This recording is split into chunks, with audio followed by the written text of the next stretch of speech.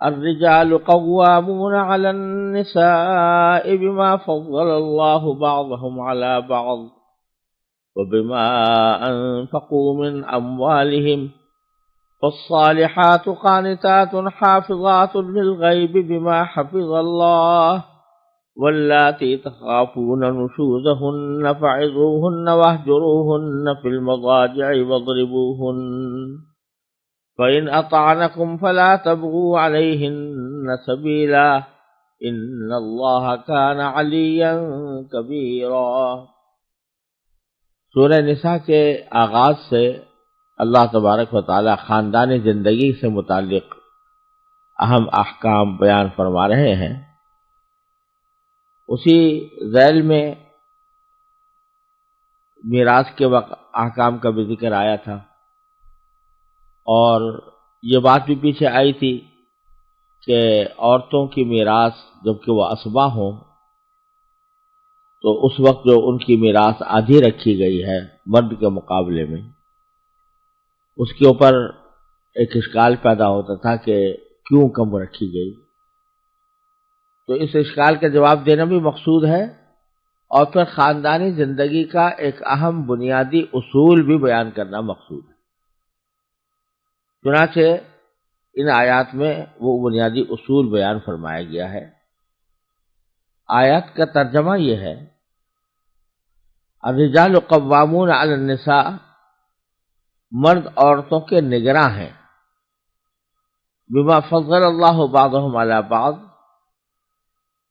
کیونکہ اللہ نے ان میں سے ایک کو دوسرے پر فضیلت دی ہے، وبما انفقوا من اموالہم، اور چونکہ مردوں نے اپنے مال خرچ کیے۔ یہ اصول ایک بیان فرمایا جا رہا ہے کہ مرد عورتوں کے اوپر نگراں ہیں۔ لفظ استعمال کیا گیا ہے قوام۔ قوام یہ مبالغے کا صیغہ ہے اور قیام سے نکلا ہے۔ قیام کے لفظ معنی کھڑے ہونے کے ہوتے ہیں، اور جب اس کے بعد الا آ رہا ہو تو اس کے معنی ہوتا ہے کسی چیز کی نگرانی کرنا، کسی چیز کی ذمہ داری اٹھانا۔ مرد اور عورت زندگی کے دو پہیے ہیں جو ایک ساتھ زندگی گزارتے ہیں اور زندگی کا سفر اکٹھا طے کرتے ہیں۔ تو اللہ تبارک و تعالیٰ نے یہ ضروری سمجھا، یہ ضروری قرار دیا کہ ان میں سے کسی ایک کو امیر بنایا جائے، اور سفر کے اندر جس طریقے سے حکم دیا گیا ہے کہ جب بھی تم کو سفر کرو تو اپنے میں سے کسی کو امیر بنا لو۔ ہر اجتماعی زندگی میں یا اجتماعی کام میں شریعت کا مزاج یہ ہے کہ وہ کسی نہ کسی کو امیر بنا کر وہ اجتماعی کام انجام دیا جائے۔ یہاں تک کہ رسول کریم صلی اللہ علیہ وسلم نے فرمایا کہ اگر سفر میں دو آدمی جا رہے ہیں تو وہ ان میں سے ایک کو امیر بنا لے۔ تو زندگی کا جو طویل سفر میاں بیوی مل کر طے کرتے ہیں، اس میں بھی ضرورت ہے کہ کسی ایک کو امیر بنایا جائے۔ تو اللہ تبارک و تعالیٰ نے اس آیت کریمہ میں مرد کو امیر قرار دے دیا ہے، اور یہ کہا ہے کہ مرد اور عورت اگرچہ دونوں ایک ساتھ زندگی کا سفر طے کر رہے ہیں، مگر مرد کو یہ فوقیت حاصل ہے کہ اس کو نگراں مقرر کیا گیا ہے، امیر مقرر کیا گیا ہے۔ اور اس کی دو وجہ بیان فرمائی گئی ہیں۔ ایک تو یہ کہ بما فضل اللہ بعضهم علی بعض، کہ ان میں سے ایک کو دوسرے پر اللہ تعالیٰ نے بعض اعتبار سے فضیلت دی ہے، یعنی بعض حیثیتیں تو ایسی ہے کہ اس میں عورتوں کو مردوں سے فضیلت، مردوں پر فضیلت اس حاصل ہے۔ مثلا گھر کے کام، خانہ داری، بچوں کی نگہداشت، بچوں کی پرورش، ان چیزوں میں جو صلاحیت اللہ تعالیٰ نے عورت کو عطا فرمائی ہے وہ مرد کو وہ صلاحیت عطا نہیں کی گئی۔ دوسری طرف گھر کا انتظام چلانے، اس کے معنی یہ کہ گھر کے لیے مال و دولت فراہم کرنے، روزی کمانے، معیشت کا انتظام کرنے، اور اس کے لیے جو قوت اور صلاحیت کی ضرورت ہے وہ اللہ تبارک و تعالیٰ نے مرد کو زیادہ عطا فرمائی ہے۔ تو چونکہ مرد کو اللہ تعالیٰ نے اپنی جسمانی صلاحیت کے اعتبار سے، جسمانی قوت کے اعتبار سے، بلکہ ذہنی قوت کے اعتبار سے بھی، کیونکہ عورت کے مقابلے میں زیادہ مضبوط بنایا ہے اور وہ اس ذمہ داری کو اٹھانے کا اہل بن سکتا ہے، اس واسطے اللہ تبارک و تعالیٰ نے اس کو امیر بنایا۔ ایک وجہ تو یہ بیان فرمائی، دوسری وجہ یہ بیان فرمائی کہ وَبِمَا أَنفَقُوا مِنْ أَمْوَالِهِمْ، کیونکہ انہوں نے اپنے مال خرچ کیے ہیں۔ معنی یہ ہے کہ زندگی گزارنے کے لیے جو پیسے خرچ کرنے کی ضرورت پیش آتی ہے، اس کی ذمہ داری اللہ تبارک و تعالیٰ نے عورت پر نہیں رکھی، اس کی ذمہ داری مرد پر رکھی ہے کہ گھر کا انتظام چلانے کے لیے، گھر کے لیے روزی فراہم کرنے کے لیے اور اپنا اور اپنے گھر والوں کا نفقہ برداشت کرنے کے لیے جو اصل ذمہ داری ہے وہ مرد کی ہے، عورت کی نہیں ہے۔ عورت کو اللہ تبارک و تعالیٰ نے یہ اعزاز عطا فرمایا ہے کہ جب تک وہ کسی شوہر کی بیوی نہیں بنی تو اس وقت تک وہ اپنے باپ کی بیٹی ہے اور باپ کے ذمے اس کی کفالت لازم ہے۔ اس کو اپنا نفقہ حاصل کرنے کے لیے کسی گھر سے باہر جا کر کوئی مزدوری محنت کرنے کی ضرورت نہیں ہے، بلکہ باپ کے ذمہ ہے کہ اس کا خرچہ پورا اٹھائے۔ اور اگر اس کی شادی ہو گئی ہے تو شادی ہونے کے بعد اس کا نفقہ اٹھانے کی تمام تر ذمہ داری شوہر کے اوپر عائد ہوتی ہے۔ کسی بھی موقع پر شوہر اس سے مطالبہ نہیں کر سکتا کہ تم میرے لیے روٹی کماؤ، جیسا کہ آج بظاہر مغربی تہذیب کے آزاد معاشرے کے اندر عورت کی آزادی کے نام پر اس کو اس بات کا مکلف کر دیا گیا ہے کہ وہ گھر کا کام بھی کرے اور باہر سے روٹی بھی کمانے کے لیے شوہر کی ذمہ داری اٹھانے کے اوپر اکتفا نہ کرے، بلکہ خود اپنی روٹی خود کمائے، اپنی روزی خود کمائے۔ یہ شریعت کا تقاضا نہیں ہے۔ عام حالات میں شوہر کے ذمہ ہے کہ وہ عورت کے لیے نفقے کا انتظام کرے اور روزی کمانے کا تمام تر کام وہ خود اٹھائے، اس کی ذمہ داری اس کے اوپر عائد ہوتی ہے۔ تو یہ جو کہا فرمایا گیا کہ بِمَا أَنفَقُوا مِنْ أَمْوَالِهِمْ، تو اس میں ایک معاملہ تو یہ ہے کہ روزی کمانے کی تمام تر ذمہ داری مرد پر عائد ہوتی ہے، عورت پر عائد نہیں ہوتی، الا یہ کہ خاص حالات ہوں جس کی میں کسی عورت کا نہ کوئی باپ ہو، نہ بھائی ہو، نہ شوہر ہو، تو ایسی صورت میں عورت کے لیے بھی بے شک نہیں، اس کو بعض اوقات کمانا پڑتا ہے، لیکن ایسی صورتیں عام حالات میں پیش نہیں آتی۔ یہ ایک نادر صورتیں ہیں، استثنائی صورتیں ہیں جن کے اوپر کوئی حکم نہیں لگایا جاتا۔ عام حالات میں مرد ہی پیسے خرچ کرتے ہیں اور وہی مرد پیسوں کا انتظام بھی کرتے ہیں۔ اسی سے اس اشکال کا بھی جواب ہو گیا جو میراث کے سلسلے میں پیش آیا تھا کہ میراث اسبات میں سے اگر مرد ہے تو اس کو دگنا ملتا ہے اور عورت ہے تو اس کے مقابلے میں اکہرا ملتا ہے، گویا عورت کا حصہ مرد سے آدھا ہے۔ تو اس کا بھی ایک طرح سے جواب ہو گیا کہ اس کو مرد کا حصہ دوگنا ہونے کی ایک وجہ یہ ہے کہ اس کے اوپر مالی ذمہ داریاں عائد ہیں جو عورت کے اوپر عائد نہیں ہوتی، اس لیے اس کا حصہ دگنا رکھا گیا ہے۔ یہ وجہ نہیں ہے کہ عورت اور مرد کے درمیان اپنے رتبے کے اعتبار سے کوئی فرق ہے یا رتبہ عورت کا بہت زیادہ کم ہے مرد کے مقابلے میں، یہ مقصود نہیں ہے، بلکہ ذمہ داریوں کا لحاظ رکھتے ہوئے اللہ تبارک و تعالیٰ نے یہ میراث کے اندر یہ فرق کیا ہے۔ یہاں یہ بھی یاد رکھنا چاہیے کہ میراث کا یہ فرق صرف اسبات کی حد تک ہے۔ ذوی الفروض میں جن عورتوں کے حصے اللہ تعالیٰ نے مقرر کر دیے ہیں اس میں آدھے اور پورے کا کوئی تصور نہیں ہے۔ جیسے کہ اگر کسی شخص کی ماں کا انتقال ہو، کوئی شخص اپنی ماں کو چھوڑ کر جائے تو ماں کو چھٹا حصہ ملتا ہے اور باپ چھوڑ کر جائے تو اس کو بھی چھٹا حصہ ملتا ہے۔ تو ماں اور باپ کے درمیان آدھے کا فاصلہ نہیں ہے، یہ آدھے کا فاصلہ صرف اسبات کے اندر ہوتا ہے۔ جیسے کہ کوئی شخص بیٹا اور بیٹی چھوڑ کر جائے تو اس صورت میں بیٹے کا حصہ دگنا ہوتا ہے۔ بہرحال یہ دگنا حصہ ہونا اس کی ایک وجہ یہ ہے کہ مالی ذمہ داریاں تمام تر مرد کے اوپر عائد ہوتی ہیں۔ تو یہ دو سبب بیان فرما کر اللہ تبارک و تعالیٰ نے فرمایا کہ ہم نے زندگی کا سفر طے کرنے کے لیے میاں بیوی کو اس بات کا پابند بنایا ہے کہ وہ شوہر کو امیر سمجھیں اور شوہر کو اپنا نگراں سمجھیں. لیکن یہاں یہ بات بھی ذہن میں پوری طرح رہنی چاہیے کہ امیر ہونے کا مطلب یہ نہیں ہوتا کہ ہر وقت دوسرے کے اوپر حکم چلایا کرے. جو امیر ہو وہ دوسرے پر حکم چلایا کرے، بلکہ امیر کے لیے بھی شریعت نے کچھ پابندیاں عائد کی ہیں. مثلا ایک پابندی تو امیر کے ذمہ یہ عائد کی گئی ہے کہ وہ ہر جو اہم فیصلہ ہے وہ محض اپنے استبداد سے نہ کرے بلکہ مشورے سے کرے. چنانچہ اگرچہ وہ شوہر نگراں ہے، امیر ہے اور عورت مأمور ہے، لیکن جب کبھی کوئی اہم مسئلہ درپیش ہو تو ان کا باہم ایک دوسرے سے مشورہ کرنا بھی امیر کی ذمہ داری ہے.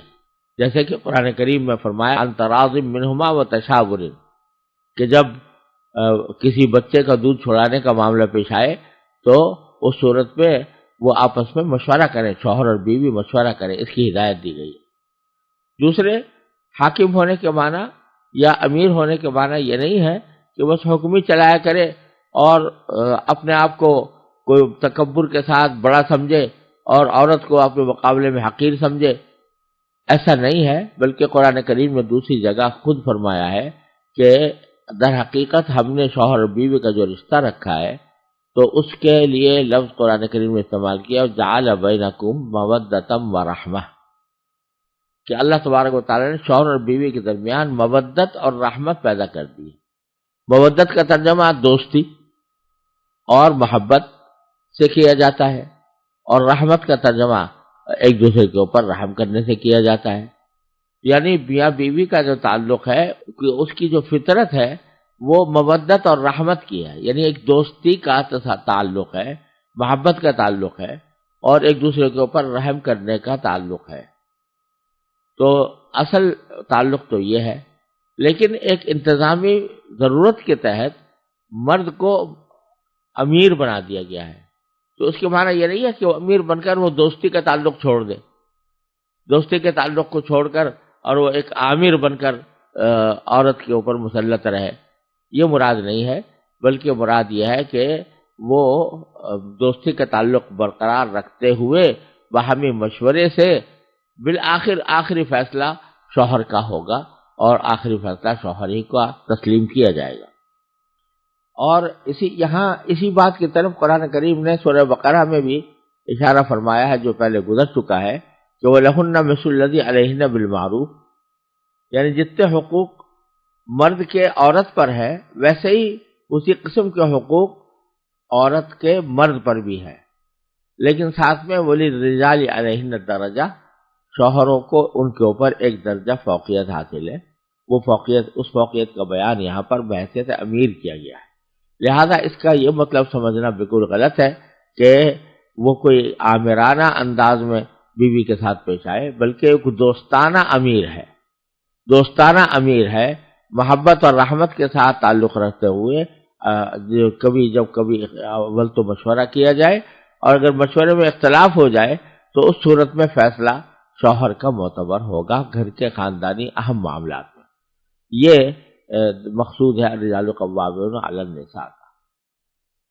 پھر آگے اللہ تبارک و تعالیٰ فرماتے ہیں فالصالحات قانتات، جو نیک عورتیں ہیں یعنی نیک بیویاں مراد ہیں یہاں پر. تو نیک بیویوں کی کیا صفات ہوتی ہیں؟ ان میں سے دو صفتیں اللہ تعالیٰ نے بیان فرمائی. ایک یہ کہ وہ قانتات ہوتی ہیں. قانتات کے معنی ہے فرما بردار، قنوت سے نکلا ہے اور اس کے معنی فرما برداری اور اطاعت کے آتے ہیں. یعنی اگرچہ جیسا میں نے عرض کیا دونوں میاں بیوی کے درمیان مودت اور رحمت کا تعلق ہے، لیکن انتظامی معاملات کے لیے شوہر کو امیر بنایا گیا ہے. لہذا اگر کبھی شوہر اپنے اس امیر ہونے کی حیثیت میں کوئی بات کہے بیوی سے تو بیوی اچھی بیوی وہ ہوتی ہے اور نیک بیوی وہ ہوتی ہے جو اس بات کی اطاعت کرے، یعنی اس بات کو مانے. تو قانتات یعنی وہ فرما بردار ہوتی ہے اور بات کو ماننے والی ہوتی ہے. دوسری صفت بیان فرمائی حافظات للغیب بما حفظ اللہ، کہ وہ مرد کی غیر موجودگی میں اپنی جان کی بھی، اپنے نفس کی بھی اور شوہر کے مال کی بھی حفاظت کرتی ہیں اللہ تعالیٰ کی دی ہوئی حفاظت کے ذریعے۔ اللہ تبارک و تعالیٰ نے جو حفاظت کے ذرائع عطا فرمائے ہیں تو ان حفاظت کے ذریعے مرد کی غیر موجودگی میں بھی اس کے حقوق کی حفاظت کرتی ہیں۔ یعنی جب مرد گھر پر نہیں ہوتا تو مرد کے مال و اسباب جو گھر کے اندر موجود ہے ان کی حفاظت بھی بیوی کا فرض ہے، اور خود اپنا حفاظت بھی بیوی کا فرض ہے کہ کسی غیر مرد کو بغیر شوہر کی اجازت کے اپنے گھر میں نہ آنے دے۔ اسی طرح جب تک کہ شوہر کی اجازت نہ ہو اس کا مال کسی اور مصرف میں خرچ نہ کرے جب تک کہ شوہر کی اجازت نہ ہو۔ تو یہ بھی ایک نیک بیوی کا ایک فریضہ ہے جو قرآن کریم نے یہاں پر بیان فرمایا۔ یہ مرد اور عورت کے رشتے کی ایک حقیقت بیان کرنے کے بعد اللہ تبارک و تعالیٰ نے ایک اور اہم مسئلے کی طرف متوجہ فرمایا ہے کہ اگرچہ شوہر اور بیوی کا تعلق محبت کا ہونا چاہیے، رحمت کا ہونا چاہیے، اور شوہر کو امیر کی حیثیت سے زندگی گزارنی چاہیے، عورت کو اس کی اطاعت کرنی چاہیے، لیکن اس زندگی کے سفر میں لازماً ایسی صورتیں پیش آتی ہیں کہ جہاں بعض اوقات میاں بیوی کا اختلاف ہو جاتا ہے۔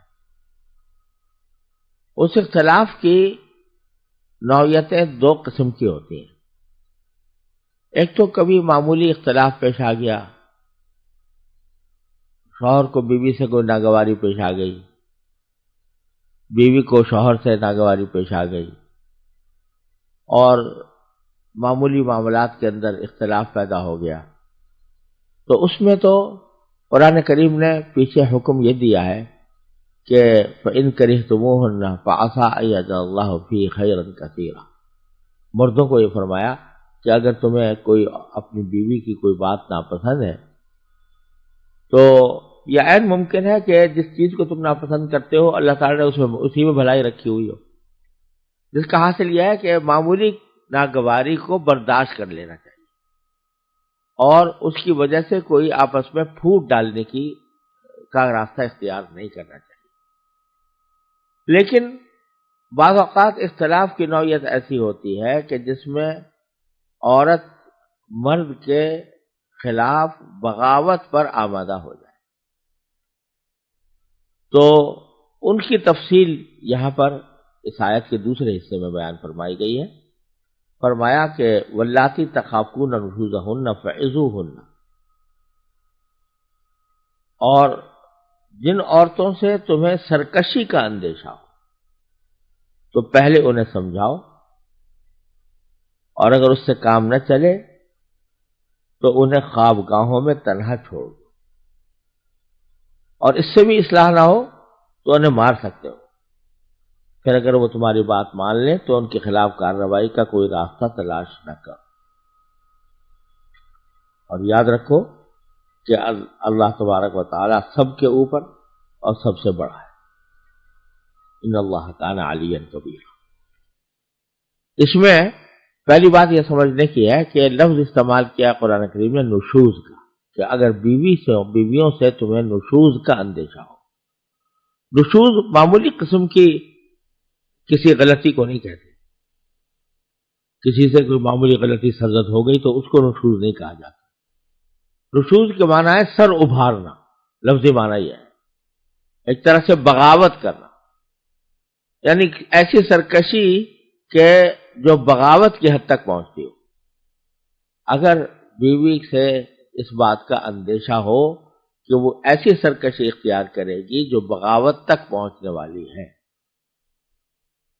اس کے معنی یہ کہ وہ کھلم کھلا شوہر کی نافرمانی اور شوہر کی مرضی کے بالکل خلاف، جائز مرضی کے بالکل خلاف زندگی گزارنا چاہتی ہے۔ اس نے فرض کرو کہ دوسروں سے دوستیاں گاٹ لی ہے وغیرہ، تو اس صورت میں کیا کرنا چاہیے؟ اللہ تبارک و تعالی نے اس کے 3 درجے بیان فرمائے۔ پہلا درجہ یہ ہے کہ تم ان کو نصیحت کرو، انہیں سمجھاؤ، عظوہن، یعنی نرمی سے سمجھاؤ. ابھی سختی کا مرحلہ نہیں آیا، نرمی ہی سے سمجھاؤ. لیکن اگر اس سے بھی کام نہ چلے تو پھر دوسرا طریقہ ایک بڑی نفسیاتی سزا کا ہے کہ وَاہْجُرُوهُنَّ فِی الْمَضَاجِعِ، یعنی ان کو خوابگاہوں میں تنہا چھوڑ. کیا معنی؟ کہ عام طور سے میاں بیوی ایک ہی کمرے میں رات گزارتے ہیں، ایک ہی کمرے میں سوتے ہیں، اور ایک دوسرے کے ساتھ بعض اوقات ایک ہی بستر پر دونوں رات گزارتے ہیں، بعض اوقات بستر الگ ہوں تب بھی ایک کمرے میں ہوتے ہیں. یہ ایک شوہر اور بیوی کا ایک فطری طریقہ ہے. لیکن جب عورت جو ہے وہ سرکشی پر آمادہ ہو گئی ہو، ایسی سرکشی پر آمادہ ہو گئی ہو کہ جو نافرمانی کی حد تک پہنچتی ہے، اور اس کی باوجود نرمی سے سمجھانے کی اصلاح نہیں ہوئی، تو پھر دوسرا طریقہ یہ بتایا گیا ہے کہ ان کے بسترے الگ کر دو، یعنی ان کے ساتھ مت سو، دوسرے کمرے میں سو. ان کے بستر پر مت سو، دوسرے بستر پر سو، دوسرے کمرے میں سو. یہ ایک بہت بڑی نفسیاتی سزا ہوتی ہے ایک عورت کے لیے کہ جو شوہر مستقل اس کے ساتھ سو رہا تھا وہ ناراض ہو کر کسی دوسرے کمرے میں جا کر سونے لگا. اگر طبیعت میں شرافت ہوتی ہے تو یہ سزا بھی بہت بڑی سزا سمجھ کر عورت عموماً جو نافرمانی کا راستہ اختیار کیے ہوئے تھی وہ راہ راست پر آ جاتی. لیکن اگر ان دو طریقوں سے بھی کامیابی حاصل نہ ہو اور برابر وہ سرکشی اختیار کیے رہے، اور جیسے میں نے عرض کیا سرکشی سے مراد یہ نہیں ہے کہ وہ کسی جائز مطالبے کے اوپر اصرار کر رہی ہے. کسی جائز مطالبے پر اصرار کرنا یہ کوئی سرکشی کی بات نہیں ہوتی. لیکن سرکشی کا معنی یہ ہے کہ ایک شوہر کے جائز مطالبے کو نظر انداز کر کے بجائے اس کو ماننے کے بغاوت پر اتر آئی ہو. تو اس صورت میں تیسرا مرحلہ یہ ہے کہ اس کو مار بھی سکتے ہو. لیکن مارنے کی تفسیر رسول کریم صلی اللہ علیہ وسلم نے ایک حدیث میں یہ بیان فرمائی کہ ایسی مار کہ جو تأدیب والی ہو، تکلیف پہنچانے والی نہ ہو.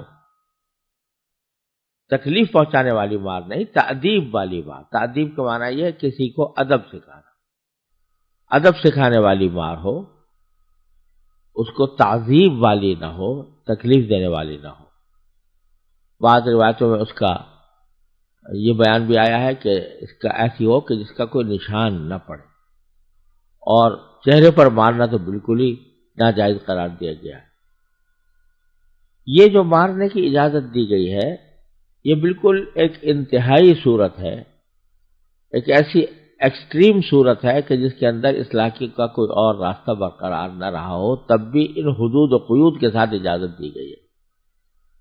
اور اس سلسلے میں ایک احادیث بھی مفسرین نے بیان کی ہے، اور امام بہقی رحمۃ اللہ علیہ نے بھی روایت کی ہے کہ ایک مرتبہ حضرت سعد بن ربیع کی اہلیہ جو محمد بن سلمہ کی بیٹی تھی، ان کے اور ان کے شوہر کے درمیان اختلاف ہو گیا.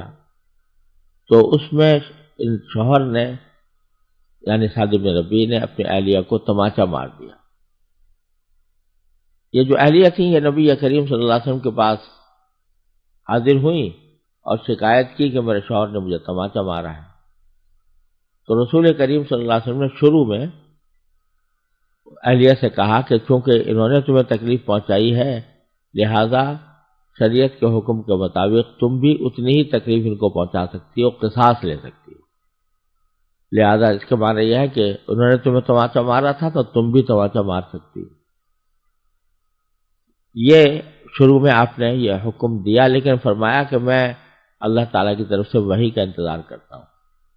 پھر جب وحی آئی اور یہ آیت کریمہ نازل ہوئی تو اس کے بعد مارنے کی اجازت دی گئی.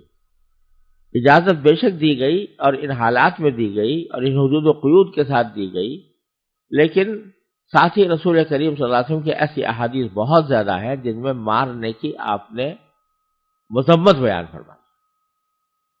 آپ نے ساری زندگی کبھی کسی خاتون پر ہاتھ نہیں اٹھایا،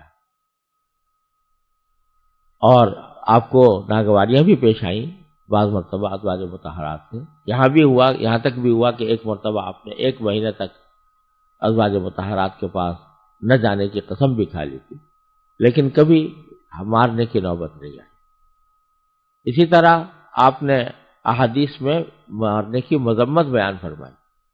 یہ فرمایا کہ مجھے حیرت ہوتی ہے ان لوگوں پر کہ جو دن میں عورتوں کو مارتے ہیں اور رات میں ان کے ساتھ صحبت کرتے ہیں، تو یہ کیسے دونوں باتوں کو یہ جمع کر سکتے ہیں؟ اور یہ بھی فرمایا کہ تم میں سے وہ لوگ سب سے اچھے ہیں جو مارنے سے پرہیز کرتے ہیں۔ تو غرض متعدد احادیث میں رسول کریم صلی اللہ علیہ وسلم نے مارنے کی مذمت بیان فرمائی، خود اپنے طرز عمل میں کبھی مارنے کا اقدام نہیں کیا، اور ان سب باتوں کے ذریعے یہ جو مارنے کی یہاں پر اجازت دی گئی ہے اس کو حدود و قیود کے ساتھ مقید فرما دیا۔ لہذا یہ تعلیم دے دی کہ اگرچہ بہت ہی انتہائی حالات میں محدود پیمانے پر مارنے کی اجازت بھی ہے، لیکن اس اجازت کو استعمال نہیں کرنا چاہیے اب حالات میں، اور حتی الامکان اس بات سے پرہیز کرنا چاہیے کہ مرد عورت پر ہاتھ اٹھائے۔ پھر فرمایا فَإِنْ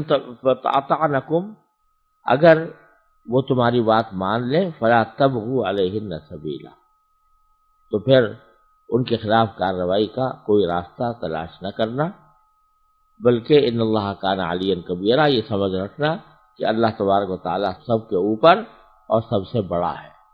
لہذا یہ جو بعض اوقات مارنے کا اقدام کرتا ہے شوہر، یہ تکبر کی وجہ سے کرتا ہے۔ اس کو خوب سمجھ لینا چاہیے کہ اللہ تبارک و تعالیٰ اس کے اوپر ہے اور سب سے بڑا ہے۔ اگر وہ حدود سے تجاوز کر کے عورت پر ظلم کرے گا تو اللہ تبارک و تعالیٰ اس کا انتقام لے گا، دنیا و آخرت میں اس کے لیے بہتر نہیں ہوگا۔